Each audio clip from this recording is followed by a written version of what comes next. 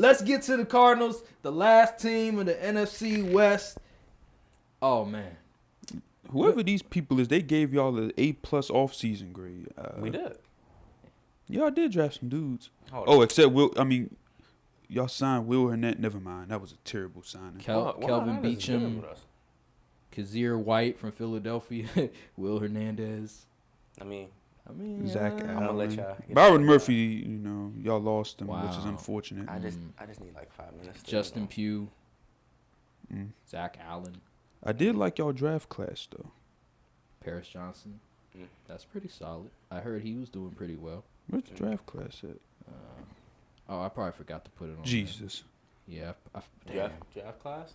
Yeah. What? It was I'll Paris recognize Johnson, names. B.J. Alarge? Is that his name? Ojolari. Yeah, Ojolari from the LSU. His brother's on the Giants 3rd round.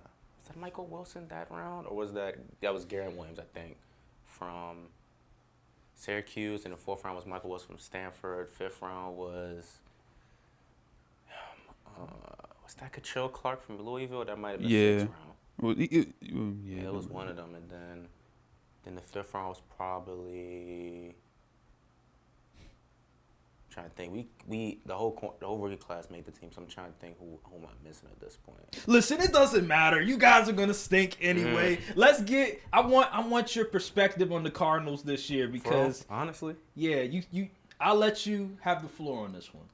Appreciate that. Be real, be honest. People are not gonna believe this because nobody actually cares about the Cardinals. Nobody pays attention to the Cardinals. All they do is go on Twitter and they see funny memes about the Cardinals. I get it. It makes me laugh too, but it's like it took a lot to get to this point. I feel like I gotta go back to that Packers game you was talking about. That same game, D-Hop got hurt, and I think the week before we played the Texans, J.J. Watt like shoulder or something popped out or something like that. That was kind of showed the key weaknesses of the teams that Steve Keim continued to build year after year. It was very top heavy. Had no depth, no really like good players outside the stars. So once the stars got hurt, it became ugly. Like we're going in the playoff game versus Von Miller, Jalen Ramsey, and Aaron Donald. And we have Christian Kirk and rookie Rondell Moore out there. Like let's be real, we didn't have a chance to win the game to begin with. So it's like. And then for some reason, God knows, our owner said, I like what y'all doing, and gave Cliff and Steve Keim 5-year contract extensions. 1 year later, they both got fired. Technically, Steve Keim walked away. He didn't walk away. He was going to get fired, and they let him do it, being nice, I guess, because he was with the franchise so long. But I finally, even though I know the season's going to be bad, honestly, I'm just going to say it quickly. I project to get like 3 to 5 wins, to be for real. But it's like I feel more confident in the vision they have. It's more of a actual NFL team vision. Not look like we trying to build a college roster before with a bunch of 5'10" wide receivers and your quarterback's 5'10", and it's like, let's be real here. You have him throwing to AJ Green when he's like 33.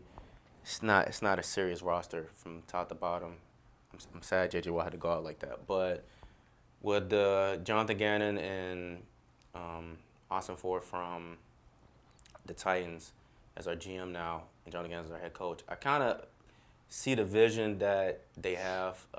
They want to, play physical, build through the trenches as most good NFL teams do. The Patriots for years, the Eagles, the Cowboys, they build through the trenches. The 49ers, they build through the trenches. They don't build through skill position players. They get those afterwards. So I'm kind of more confident in the division, but just it's gonna be rough. It's a lot of rookies playing. We got Joshua Dobbs starting tomorrow versus the Commanders. I don't think he's gonna do as bad as people think he will do. I think they're gonna just rely on James Conner, which I'm praying that this is James Conner's last season as a Cardinal with his current contract. If he wants to come back on a slightly reduced contract, I'm fine, but. Thank God, Steve Keim decided he paid, 33-year-old, I think he was 33 at the time, Zach Ertz, a 3-year extension. Yeah. Then he got hurt. He's come back from injury. Then you're extending, why are you paying running backs?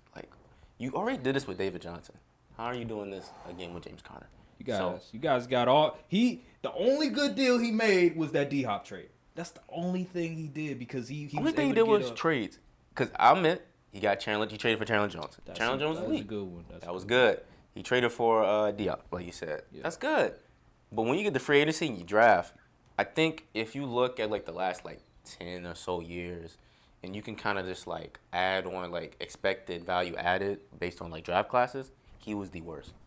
By far the worst. And that's crazy when you drafted a Pro Bowl quarterback at first pick. So that should actually help. Because not a lot of teams draft good quarterbacks like that. So to be that ass still, it's kind of special.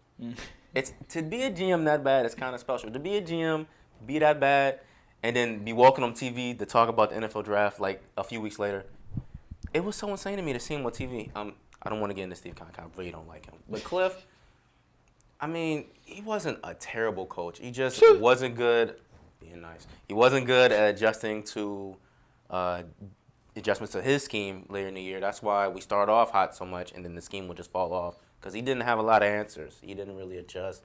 He basically told Kyler, go be great. And Kyler made it work as much as you could, but at a certain point, your body is just not built to just go be great. Even when like Andy Reid or they say that to Mahomes or Hurts, they got the support system. They're calling plays where just wide receivers are drawn open. You saw it, Thursday. Even with bad receivers, they was getting open.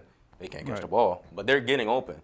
Cliff was telling Collar, yeah, we're going to do 5 hitches or we're going to do some drags and make it work. No, that sounds like another offensive coordinator. No. You had people drawn open. Oh, man. Please pull up that film. Please pull up the film where that happened. Brown was cooking people with the routes? Or was he getting drawn open? He wasn't getting. He was barely open. I mean, it's no Brown. Did you know he was towards the bottom? He was like one of the worst players in regards to separation. Him and Michael Gallup last year. Is that his fault or is that the receiver's fault? Is that offensive coordinator? So let me get this straight. He couldn't get separation. Right. The play calling wasn't that great as far as wide receiver routes. It wasn't. Oh, how many times turn on the film you're gonna see at least 10 curls a game, 10 hitches and curls a game. You're gonna see him. You kind of have to do that when CD's the only one that can really run routes. CD was running them routes, but at the slot. Even the year before that, when he had Amari Cooper in him, Amari Cooper got shipped out because he was like, these routes we running is garbage. Amari Cooper said that. Yes, he literally said that. He didn't literally say it, but he was alluding to it. Yeah, he was. I will say he was questioning the coaching staff. He was coaching the offensive coordinator or the offensive coordinator. The coordinator. I forget. I'll leave. It was plenty of times that Amari Cooper was just like, please throw me the ball. Let me ask this: did you see what Aaron Rodgers said about Mike McCarthy when it was Mike McCarthy's time to go? Do you remember what happened? I saw what I see in the preseason, and I liked it. So preseason. Oh, okay. I mean, people was getting open. The offense was moving. A Texas route. Yes, sir. Ain't seen no. I could do that in Madden. Anybody could make a running back run a Texas route. Oh, except Kellen Moore. Oh, my. Tony Pollard run no Texas routes, man? I don't recall seeing that on the film. I don't recall seeing that on the field. What film are you watching? They barely let Tony Pollard run routes. Oh. You're a liar. No, we didn't even run screens. Well, why do you need to run screens? Screens don't work. What? I've watched Cliff Kingsbury rely on the screen like it's a run play for 3-4 years. I promise to God I never want to see another screenplay again. It's actually awful how much he relied on him. He would I think Kyler had either the worst or second to worst depth of target last year because the O-line didn't give him no time. DJ Humphries got hurt again last year. So it's Kyler's out there just fighting for his life. And to a certain point, you see what happens. You tear your ACL. I'm praying Kyler come back at least about week 6. We can see what he can do in this new offense. We got an offensive coordinator. He was the QB coach, I believe, or the offensive coordinator last year for the Browns. So I'm curious to see what that looks like. It's going to be a more Kevin Stefanski, Kyle Shanahan type offense. I want to see Kyler in that, not this air raid bullshit. I had to say that. I don't want to see another spread offense again like that. I'm curious to see. It's going to be rough. I'm saying it now. I don't want people to be like, wow, Jalen, your team sucks. I know. I know. You don't have to tell me. You don't have to send me the score. I'm already watching the game. I hate when people send me stats after the game like, wow, you guys suck. I know. I watched the whole game. I promise I watched. I watched that whole Josh Rosen season. You know that? That's when I knew I have a problem. Yeah, so you do it's have a like, problem. Yeah, I feel bad for well, y'all. I kind of lied. After the first quarter, I knew the game was over, and then I would just update myself on the stats throughout the game because it's like, it's rough, man. I think we won like 3 games that year when we got the first pick. I don't think we're as bad as that team. That team had issues from top to bottom, from signing Sam Bradford thinking he was going to start. He sucked. Josh Rosen sucked. Just had Larry, Pat Pete, and Chandler. They're just vibing. It was rough. Yeah. But, just be patient. The vision is there. In 2 to 3 years, I see the vision too. We're going to be there. The O-line's going to be built. We already got the tackles kind of set. We just need some guards. We're going to get a center. Free agency, you know what I'm saying? When we get Marvin Harrison Jones Jr., add him to the wide receiver core of him. We get Michael Wilson from Stanford. Remember that name? You're going to ball. I promise. Remember that name? And then if Marquise, who knows what the hell's going to happen with Marquise. But if he stay there, I think that's a nice wide receiver core for Kyler. Zach Ertz should. Damn, his contract. You forgot one name. Let me hear it. Caleb Williams. I did not forget no name. Come on now. I was just the writing is ask, on the wall. You want my opinion on the Caleb Williams? Yes. Yes. If the opportunity, you got the number one pick. Oh, we're taking Caleb. Oh, wow. For sure. We have to. I think if it's our pick, because we also have the Texans pick, I also think the Texans are going to be ass. So it's like, I don't think the gap from the Texans and us is that wide. I don't think people realize that yet. We'll see when they watch Nico Collins run routes. Noah Brown running routes. Is Noah Brown on that team, bro? Yes, and Dalton Schultz. Drake made this is how I think the draft is going to go. I think you will get the number 1 pick, and then the Texans will get the 3rd pick. So what's going to happen is second pick, whoever's the 2nd pick, which I assume probably going to be the Rams, they're going to draft Drake May. 3rd pick's going to be Marvin Harrison Jr. I think my dream, my hope is that it's clear from week 1 to 3 that we're going to be that ass. So I don't have to really expect Kyler to stay. Because I want Kyler to stay. I like Kyler. I kind of like what he's done just as a quarterback and kind of just overall. And he just needed the right system and a real coaching staff. Not that BS we had before. Last year, we basically had a co-head coach, which was basically Vance Joseph. And it's like, when you're a head coach and you need another man to help you head coach your team, it's a little worrisome. That's why I'm a little worried about the Commanders because they have the same situation going on. We'll see how that goes for them. But the Caleb Williams thing, it's like I get the talent, but it's like he's not doing anything that I haven't seen Kyler do already. He's taller though. I mean, what, like he's like 6'1"? Congratulations. He's like 6'1"? I give him 6'2". It's not like he like 6'4" out there, Josh Allen. Kyler like 5'10". Kyler is 5'11". Show some respect. Oh my God. Show some respect. He's 5'10", bro. Him and Bryce Young are the same height. Oh my God. But it's like, yeah, he's taller, but still, it's I don't know. Hopefully, Caleb probably sees over the field better, the middle of the field better, of course, because he's taller. But it's like he would have to do something insane for me to think he's gonna do something way different than what Kyler was. Because I know Kyler isn't. I wouldn't say Kyler has been in college was the same type of thrower Caleb has, but Kyle's been a way better runner, a better athlete, and better in the pocket, just off the script type play. So it's like, I get the Mahomes comparison, but when you start comparing people to Mahomes, it gets a little wicked. So I don't want that. I don't even want that expectation on Caleb because it's a better chance of him being more on the Stafford. No, I wouldn't say that's wild. That's so disrespectful. What you mean? That Super Bowl champion, Matthew Stafford. Stafford was considered a top 7 quarterback at one point. I remember I never believed that. Because you guys in the group chat somebody in the group chat said it. Brandon said that. Why are y'all listening to him about QB analysis? Bro, I was like, Matthew Stafford, top 7 in what world? It's like, I get it. Matthew Stafford, his numbers was nice with the Lions and all that, but it's like when you really watch him play, that man is like a gunslinger Brett Favre style in 2023, and that's not good. It's not good.